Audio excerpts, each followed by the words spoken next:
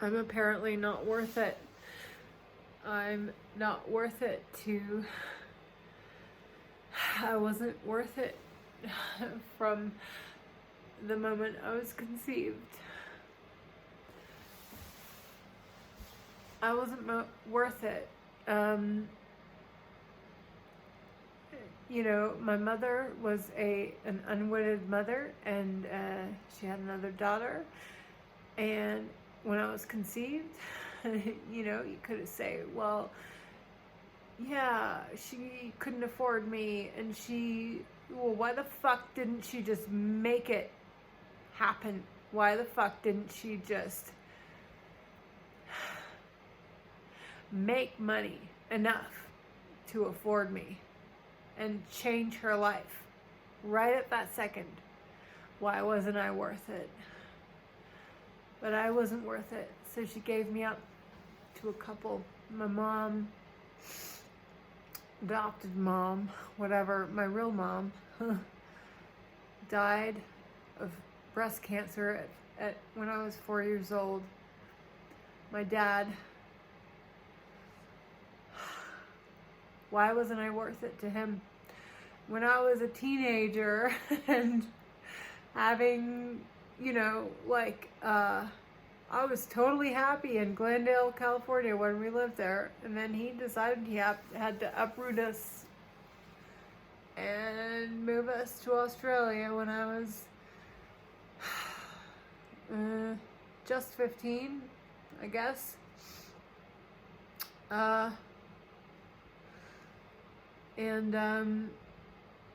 I didn't like it, so I protested, and why wasn't I worth it to him, for him to watch out for me?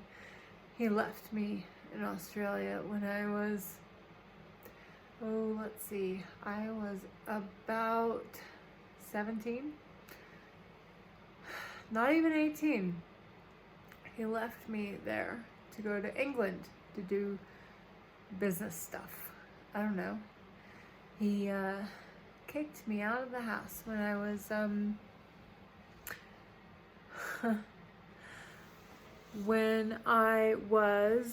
sorry, I've been crying.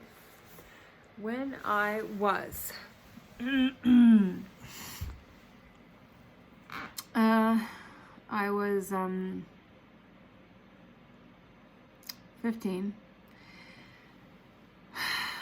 Last time I lived in my house I was just fed up with not being listened to.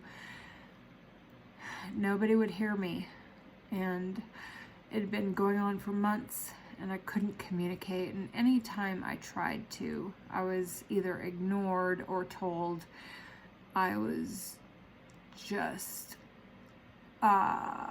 looking at the grass is greener on the other side, and you just don't want to, you know, be where you are now because you're always just looking at the grass is greener on the other side kind of a thing, which wasn't the case at the time. I was actually miserable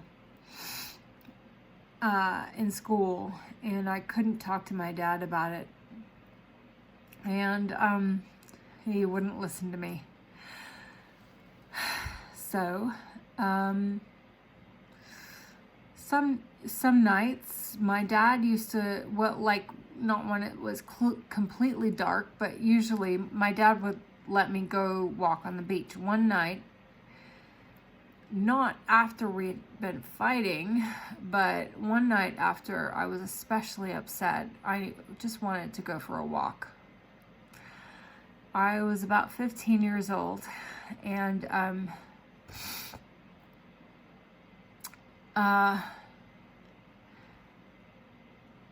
I was in my room and just miserable.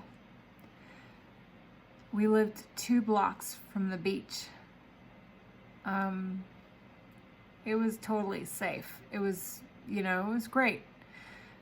Anyway, my dad didn't feel comfortable with it, but I said to my dad, I walked down the stairs and I said, Dad, I'm going to go for a walk on the beach.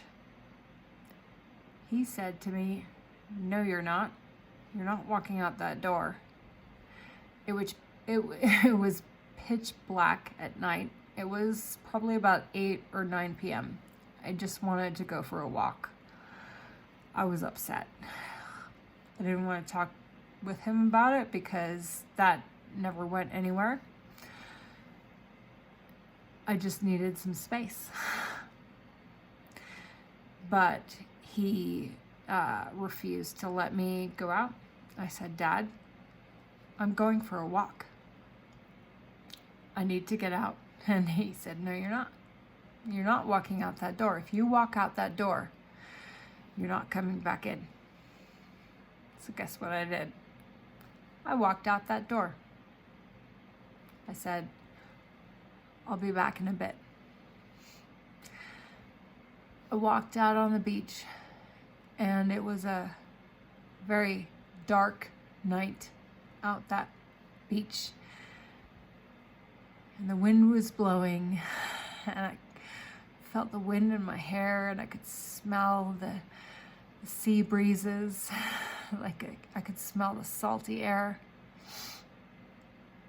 And it felt good. It felt really good. He wanted me to love it there.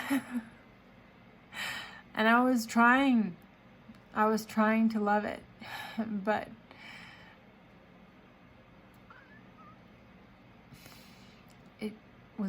it took more time. It wasn't going to take 6 months. It was going to take longer, and I needed more time. He never helped me with it. He never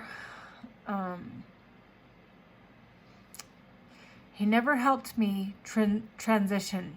He just kind of threw me into things and just expected me to sort of land on my feet. And that was hard.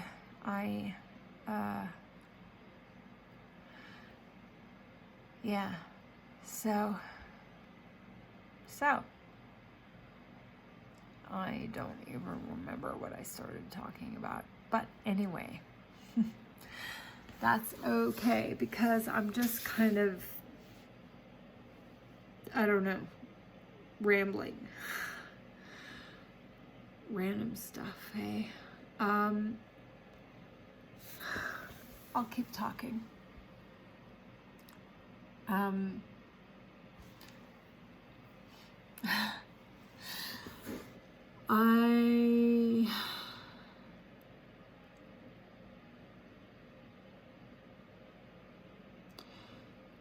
So we lived 2 blocks from the beach in Shell Harbor. It was on Dunmore Street, or I could look it up, but I won't.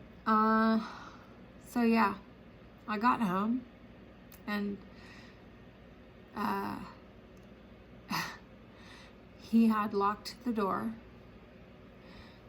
and I couldn't get inside, and I knocked on the door, and I knocked, and I pounded, and I said, Dad, let me in. And I knew he could hear me.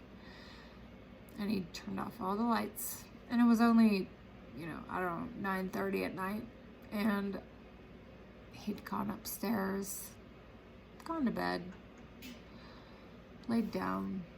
I'm gonna ignore everything, kind of a thing. I was out there for about half an hour. It must have been a good 20 minutes to half an hour. And I was knocking and pounding. Dad, let me in. Let me in. Like, that's my room upstairs. I mean, right? Like, that's my only home. Like, let me in. He never came down to let me in.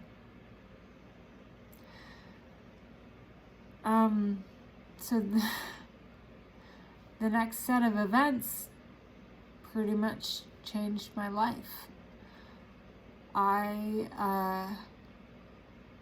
Because of that, I was really upset, and I was really frustrated, And I now this is honest, like I'm not joking when I say this. I was banging on the window more out of frustration. I was not trying to break it. I was kind of just trying to create an effect. Like I was trying to bang on the window, anything that would get him down there to let me inside so I could go upstairs, lay in my bed and go to sleep. Well, without meaning to, I banged on the window so hard that it broke. And when it happened, I thought, oh shit, whoops. I didn't mean to do that. Oh shit.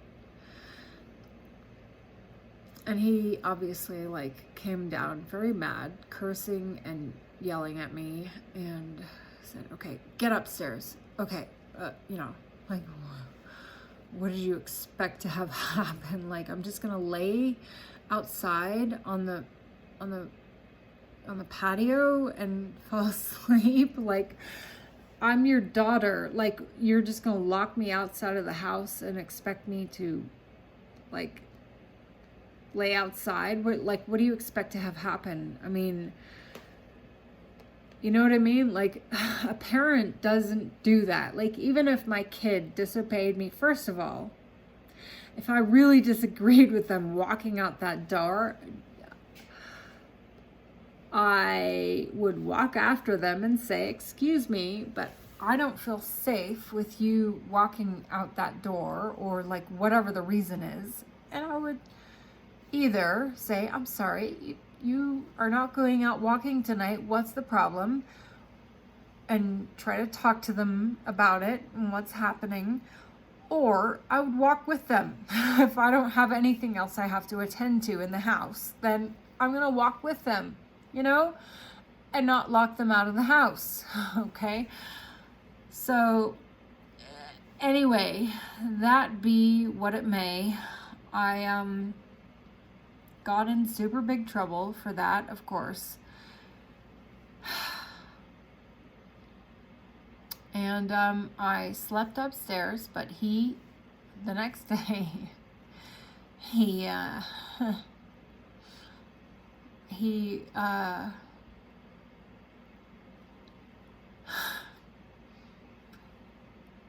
called the police on me to take me away from the home.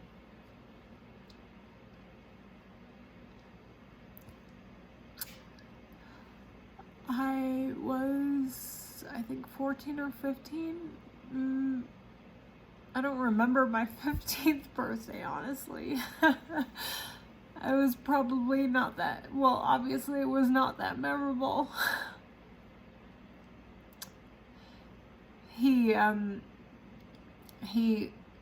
called the police, and they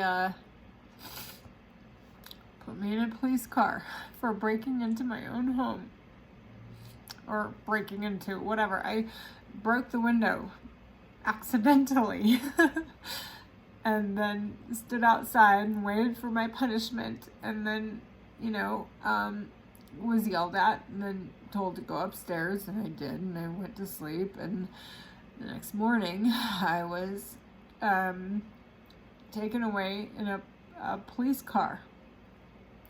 And I would never do that to my own kids. I've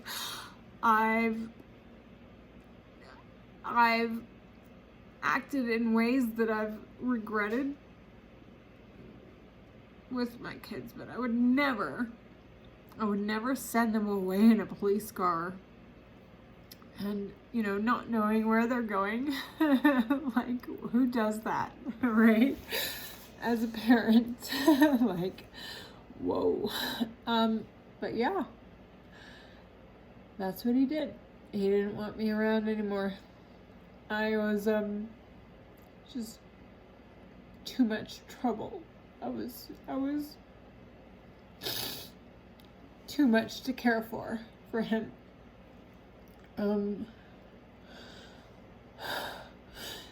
And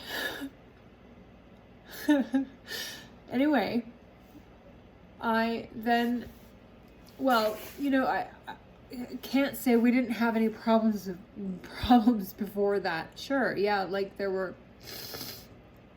you know, there was stuff leading up to that, of course. Like, we moved to Australia when I was 15. Actually, I think I was 14. Yeah. I'm trying to remember my 15th birthday. I think I had my 15th birthday somewhere in Shell Harbor or somewhere. I actually don't even remember it. I know I had sex for the first time when I was 15. It was not memorable. But anyway,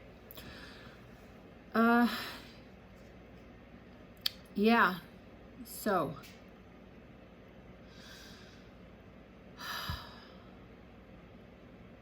it's hard to talk about it.